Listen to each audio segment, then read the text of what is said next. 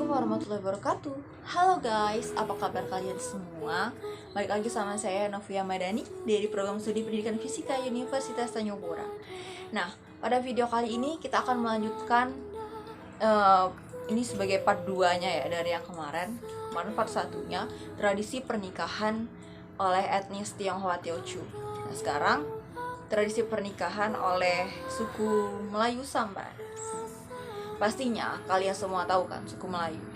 Nah, suku Melayu ini ternyata merupakan salah satu suku yang terbesar yang dianut di Kalimantan Barat. Salah satunya itu suku Melayu Sambas. Nah, suku Melayu Sambas ini berada di Kecamatan Teluk Rampan atau Kabupaten Sambas. Sehingga suku Melayu Sambas ini ditempati hampir sebagian besar di Kabupaten Sambas. Nah, tradisi yang digunakan dalam suku Melayu Sambas ini kebanyakan mengadopsi dari nilai-nilai Islam. Hal ini karena timbulnya sejak berdirinya kerajaan Kesultanan Islam Sambas. Jadi pengaruh-pengaruh Islam terhadap suku ini sangat besar, termasuk ke dalam tradisi pernikahannya. Juga ada nilai Islamnya. Nah, selain nilai-nilai Islam, juga ada nilai-nilai kebersamaan. Apa sih kebersamaannya gitu? Ternyata dalam tradisi pernikahan Melayu Sambas ini, semua aspek, semua komponen masyarakat dari keluarga, kerabat, teman, tetangga, dan sebagainya itu semua sangat berperan, semua sangat sangat memberikan sumbangsihnya terhadap kegiatan prosesi pernikahan ini gitu. Jadi semua ada perannya masing-masing gitu. Nah, kalian semua pasti udah penasaran kan gimana sih proses tahapan dari pernikahan di suku Melayu Sambas ini. Kita langsung aja yuk. Tahapan yang pertama,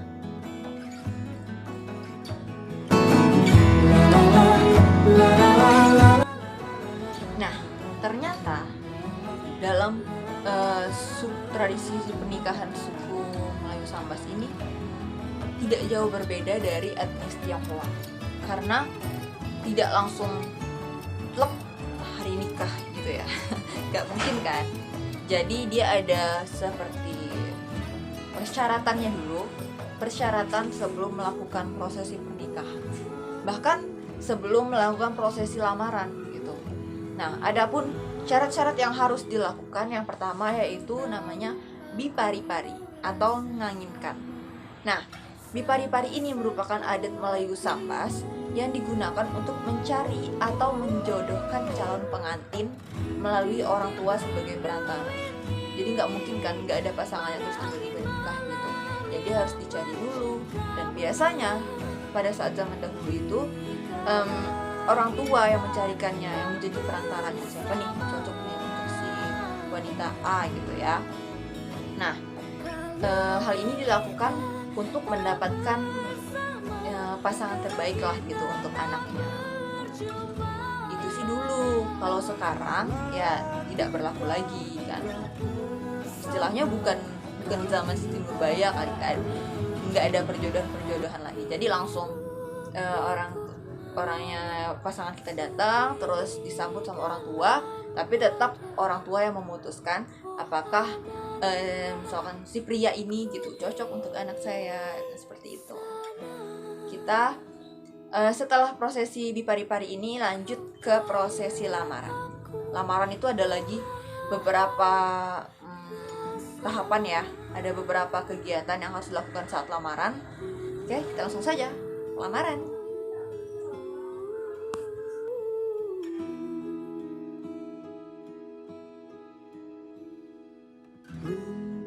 Nah, pada tahapan lamaran ini ada dua, yaitu istilahnya dan pertama disebut dengan antar fikram. Nah, antar fikram ini seperti prosesi penawaran gitu loh. Jadi keluarga pria datang mengirimkan perwakilan dengan membawa seperti sirih gitu ya, gambir, tembakau, pinang, jeruk nipis dan lain-lain gitu. Nah, yang pastinya hal-hal ini memiliki suatu makna. Nah, sama juga ya seperti etnis Tionghoa kemarin, setiap peralatannya memiliki makna. Yang ini juga setiap komponennya ada maknanya, yaitu sebagai lambang dari rukun Islam. Balik lagi, ini merupakan salah satu nilai-nilai keislaman yang diterapkan di dalam tradisi pernikahan suku Melayu Sambas. Nah, jadi lanjut lagi, keluarga pria ini membawa komponen-komponen tadi ya. Lalu mereka juga saling memberi pakaian, dari keluarga pria memberi pakaian ke keluarga wanita, dari keluarga wanita memberi pakaian ke keluarga pria.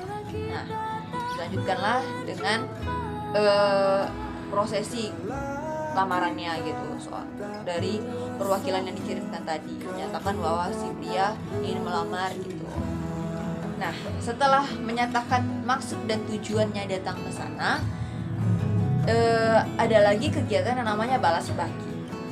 Nah, balas baki itu seperti maknanya itu seperti keluarga wanita menerima lamaran dari si keluarga pria itu. Jadi artinya kalau misalkan mereka melakukan balas baki, dari keluarga wanita melakukan balas baki, berarti si wanita itu menerima lamaran si pria itu. Nah, adapun balas baki, mereka juga memberikan, kan tadi udah dikasih nih komponen-komponen siri dan sebagainya dari si pria. Mereka memberikan lagi gitu sebagai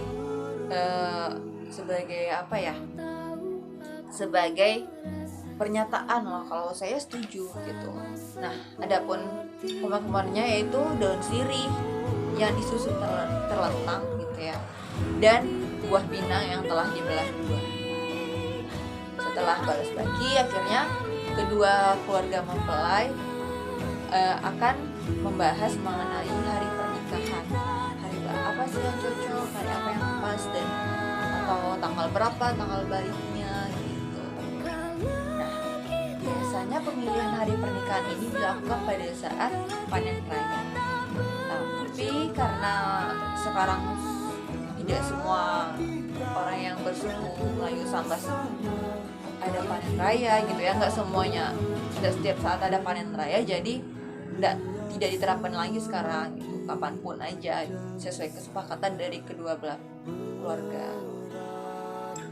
Lanjut ke step berikutnya, menuju ke hari H, persiapan menuju hari pernikahan.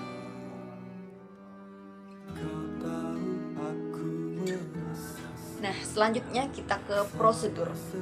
Prosedur yang pertama yang harus dilakukan oleh kedua belah pihak sebelum hari pernikahan, yaitu bepalam.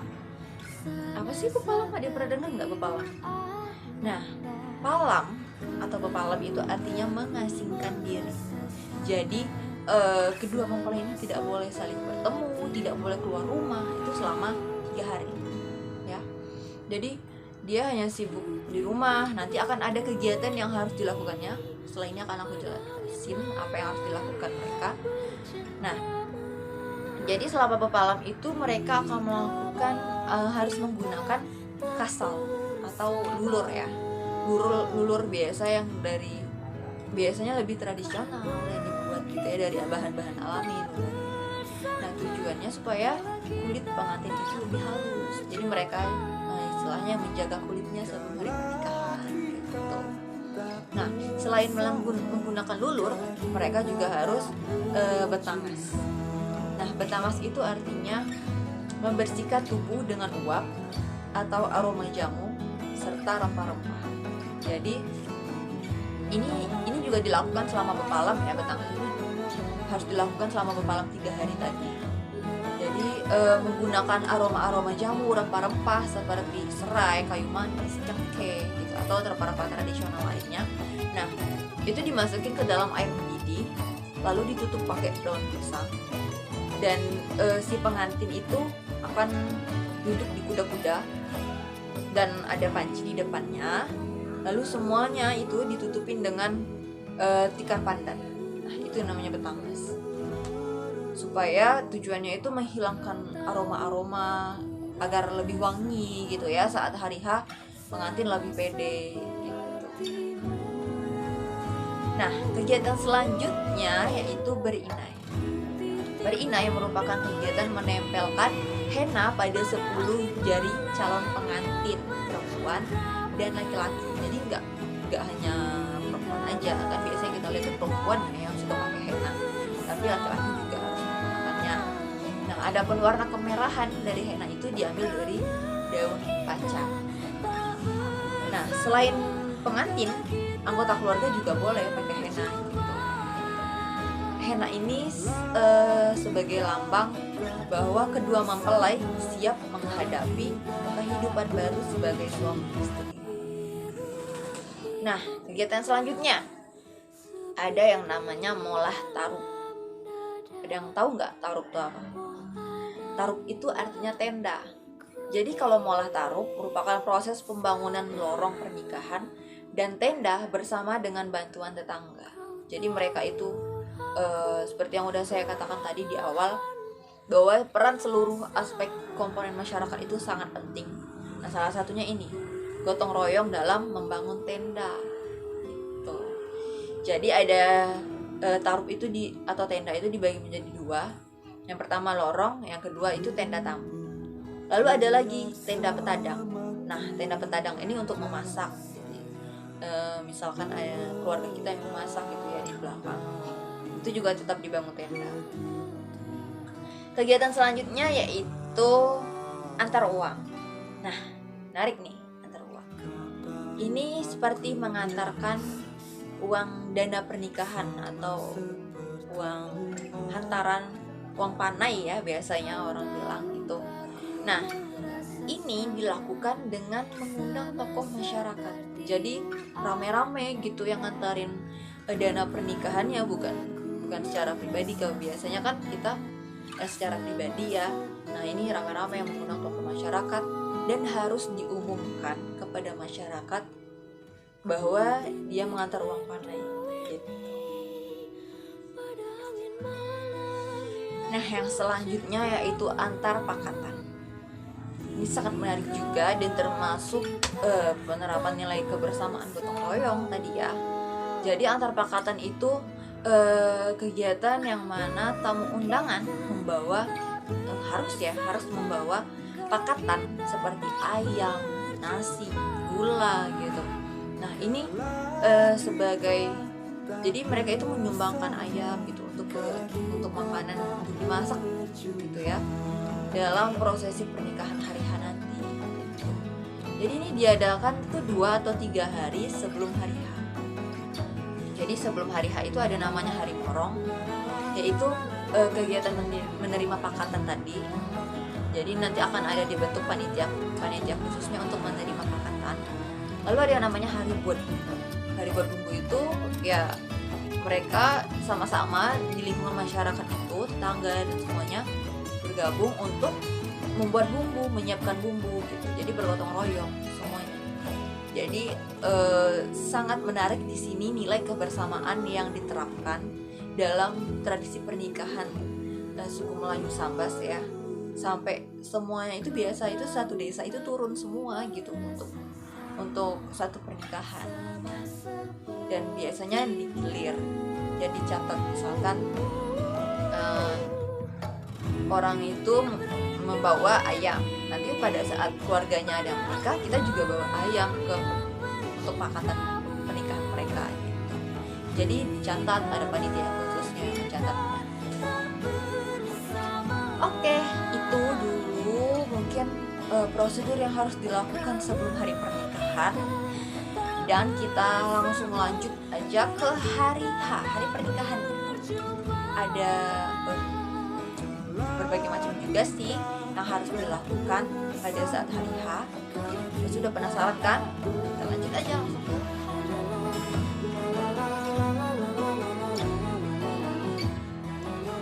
Nah, pada hari pernikahan ini biasanya pagi-pagi dari keluarga si mempelai pria akan melakukan sarapan pagi bersama. Nah, setelah itu mereka akan bersiap-siap untuk berarak. Berarak itu merupakan kegiatan yang mana si mempelai pria ini mengelilingi kampung diiringi keluarga. Jadi ini mempelai prianya di depan, belakangnya itu rombongan keluarganya.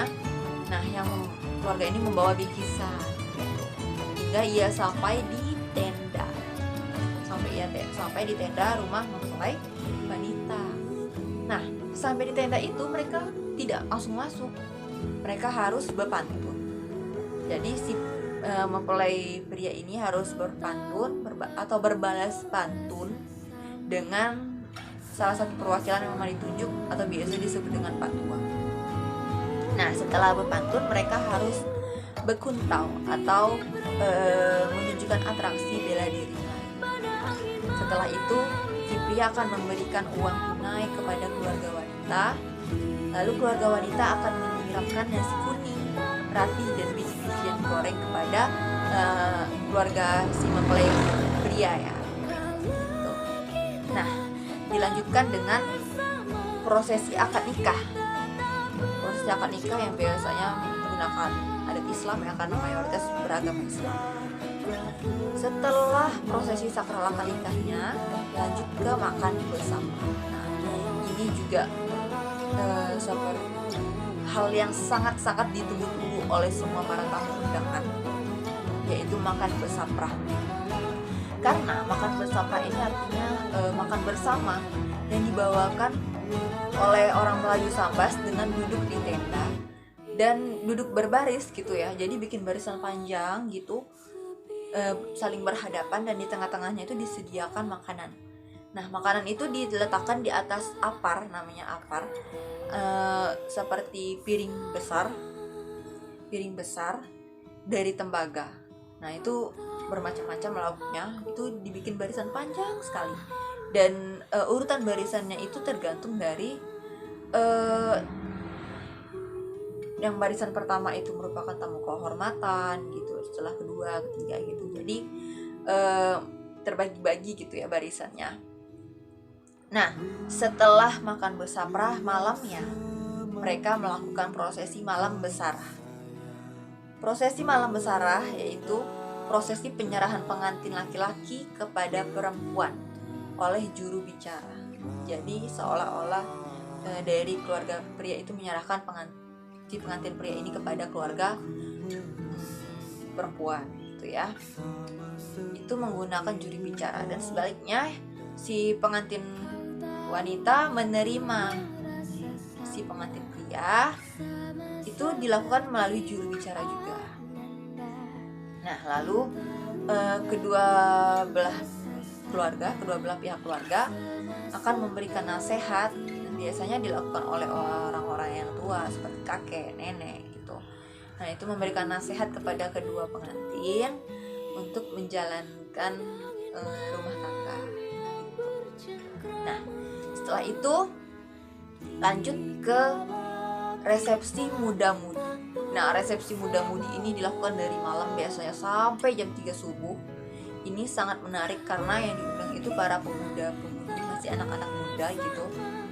Dan setiap pemuda yang hal yang menariknya itu, setiap pemuda yang diundang di dalam pernikahan ini harus duduk dengan di meja bersama orang-orang yang baru. Jadi kan biasanya diundang itu bisa sampai 20 desa gitu ya. Jadi tidak boleh dalam satu meja itu dengan meja yang sama. Maksudnya dengan berasal dari desa yang sama gitu. Jadi harus orang-orang yang beragam, bervariasi. Yang nggak kenal, malah makin nggak kenal harus duduk di situ gitu. Sebenarnya ini niatnya baik ya, supaya kita lebih menjalin silaturahmi, lebih mengenal orang lagi, dapat teman baru gitu. Nah, ternyata setelah hari pernikahan tidak berhenti sampai di sini saja, masih ada satu prosesi lagi, yaitu tradisi setelah hari pernikahan. Oke, ini tradisi yang terakhir dari proses pernikahan suku Melayu Sambas. Pada penasaran kan? Kita lanjutin lagi. Tradisi setelah hari pernikahan. Check it out. Titip rindu ini pada angin malam. Nah, tradisi setelah hari pernikahan ini ada 2 kegiatan yang harus mempelai pria dan wanita lakukan, yaitu yang pertama, mandi berlulus. Nah, mandi berlulus ini merupakan kegiatan yang dilakukan setelah prosesi melangkahi benang 3 kali. Setelah itu injak telur, baru mandi berlulus. Mandi berlulus itu dilakukan di depan rumah. Nah, ini dilakukan secara rame-rame, biasanya sampai seluruh tetangga satu desa itu ikut dalam kegiatan mandi berlulus ini. Dan seperti perayaan ya kegembiraan gitu ya, melambangkan kegembiraan bahwa mereka sudah sah menjadi pasangan suami istri. Lalu yang kegiatan kedua, balik tikar. Nah, balik tikar ini merupakan kegiatan di mana kedua mempelai dibolehkan keluar rumah. Jadi sebenarnya dari hari pernikahan itu sampai 40 hari mereka tidak boleh keluar dari rumah. Dari keluar rumah karena mereka kan lagi berada di rumah si mempelai wanita ya. Jadi mereka kedua mempelai ini tidak boleh keluar rumah. Nah, pada saat balik tikar inilah saatnya, berarti sudah 40 hari mereka boleh keluar rumah dan wajib mengunjungi ke rumah orang tua si mempelai pria. Lalu selain itu pada balik tikar juga semua peralatan dapur harus dikembalikan, yang mana dipinjamkan harus dikembalikan, lampu semua harus diganti, spray kasur gimana harus dibersihkan. Jadi seperti membuang kesialan gitu ya istilahnya setelah hari pernikahan, agar mereka pernikahannya terhindar dari semua bahaya dan segala kesialan gitu. Nah, mungkin itu udah sederet panjang, cuman itu yang bisa aku sampaikan dari semua prosesi pernikahan pada suku Melayu Sambas. Sebenarnya hampir-hampir mirip juga ya sama prosesi pernikahan pada etnis Tionghoa Teochew. Itu ada pranikahnya, terus hari nikah, terus pos nikahnya gitu. Tapi semuanya yang paling menonjol di sini lebih menekankan kepada nilai-nilai Islam, lalu tradisi-tradisi yang kebersamaannya, gotong royong gitu. Jadi masih sangat hangat kebersamaannya sama antar penduduk, antar masyarakat. Nah, sebaiknya maupun tradisi-tradisi ini maupun dari etnis Tionghoa Teochew dan etnis suku Melayu Sambas ini harus wajib dilestarikan, karena ini kekayaan budaya kita, budaya Indonesia khususnya dari Kalimantan Barat gitu ya. Jadi harus kita lestarikan, harus kita kembangkan lagi. Jadi disinilah fungsinya saya menginformasikan dan memberitahukan kepada kalian bahwa di Kalimantan Barat itu ada tradisi seperti ini loh gitu, agar budaya-budaya seperti ini itu tidak punah, tidak hilang, tidak termakan oleh zaman gitu ya. Seperti tadi ada karena sudah kemajuan zaman, mereka tidak lagi melakukan pernikahan pada panen raya gitu. Jadi seharusnya lebih kita jaga, kita lestarikan, kalau bisa kita kenalkan lagi ke mancanegara, ke seluruh dunia gitu. Karena ini sangat menarik budayanya, sangat bagus untuk nilai-nilai luhur kita dari nenek moyang kita. Oke, mungkin itu saja yang dapat saya sampaikan, kurang dan lebihnya mohon dimaafkan. Kita akan ketemu di next video, nggak tahu mungkin aku bakal bikin video apa lagi. Terima kasih sudah nonton. Assalamualaikum warahmatullahi wabarakatuh. Bye.